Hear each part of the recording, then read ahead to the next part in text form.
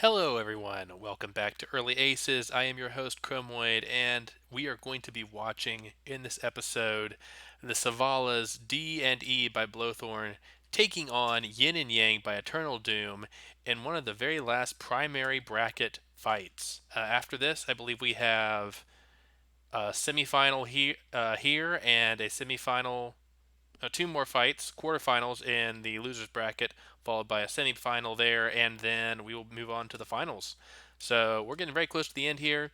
Both these entries have not been defeated so far, so if whoever falls here gets one more chance to climb their way back into the finals for a rematch. But yeah, this is getting close to the end, so let's get underway. Three, two, one, begin.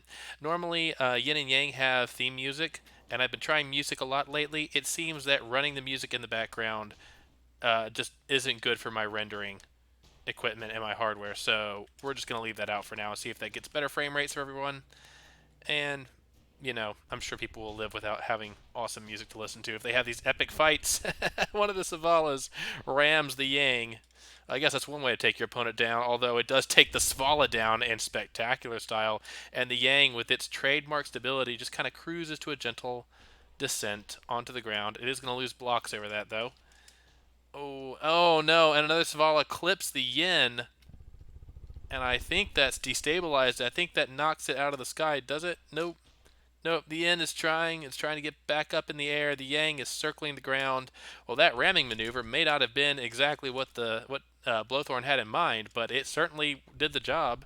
The Savala is still in the air, and the Yang, or the Yin, is down on the ground. The Yang as well, and that last Savala has been disqualified. But this first match is going to go to Blothorn, so let's get the next one underway. Pretty good stuff so far. The entries are doing a great job keeping each other honest and really keeping this close. Three, two, one, start. Honestly, I think the Yin and the Yang are probably some of the most stable platforms in the entire tournament so far. Blothorn, of course, has some of the most well-controlled aircraft in the tournament. Uses fancy Lua code instead of plebeian AI to achieve very good tracking for his aircraft. However, they do seem to be a bit fragile when it comes to uh, their control surfaces and their ability to not ram their opponents. That's the second time. Third time, if you count the. Well, I think they both got rammed in the last one. Yin and Yang, unflappable as always, just cruising around, but they don't have a good turn radius. Blothorn's aircraft are all over them, hitting them from behind, staying at the back. You can even see the Data Blades slowing down to try to keep them at the back of the aircraft as long as possible. And when they do go past the aircraft, they quickly whirl around and re-engage from the back. They're staying out of the way of those guns. The Yin and Yang have some pretty nasty firepower if they can get it to bear. Having two aircraft to deal with might be enough to get them a shot, but it's going to be tricky. There is a shot. I saw one. No, I think that's the gunfire from that Savala over there. I think the gun on this Yin has been, or the Yang has been disabled. The Yin is spiraling downward. I think it's lost elevation control. Yes, it has. The rudder and the elevator have been taken out. The Yang is not long for this world either. It's flying stable, but it's slowly descending, and that gun has been disabled. A Savala rams it to make sure it does the business. They can afford to lose one now. The Yang is already down, or the Yin's already down, and the Yang is on a slow descent, so they're just trying to speed up the process. Oh no! The Savalas ram each other and shoot each other down. That one is out. And the Yang has not in fact gone down. Yes, that Savala is completely out. This one is struggling to maintain altitude. And oh no, it hits the ground. Can it get back up? If it can get back up, it's still in this. Oh my. Well, the Yang has not fallen. In fact, it's maintaining altitude even if it's not able to shoot back. And the Savala has gone down, so that's going to mean that in a strange twist of events, the Savalas sabotage themselves, and EternalDoom is going to take one from Blothorn. It's going to make it a 1-1 situation. Very interesting. All right, let's get it underway.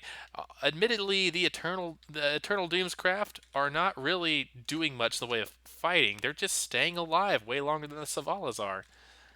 Even in the first round, they don't fall easily. They had to be rammed. Both were rammed at least once in the first round, as well as being shot to pieces.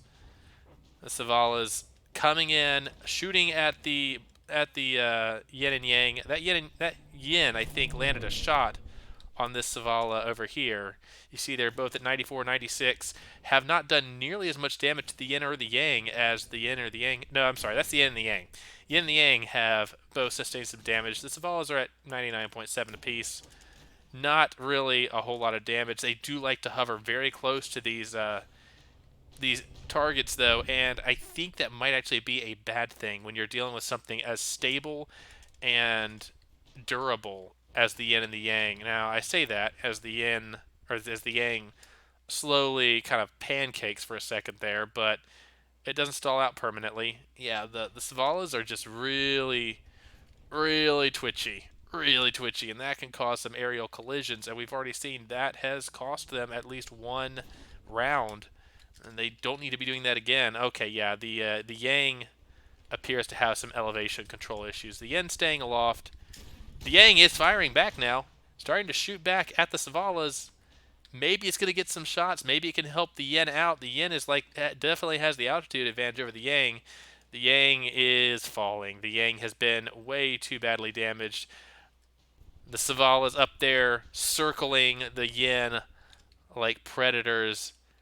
They know their prey is wounded and they're intent on taking it out. The Yang down there trying to do some last minute damage to the Savalas as they circle overhead, but it's not going to be able to get the nose up. It's not going to be able to turn around. And I believe that's going to be it. Yeah. Oh, that was a big hit. That's going to be it. Yes, the Yin has been destroyed and the Yang has been brought down gracefully, but it has crashed, and I do not think it will be returning to the air anytime soon.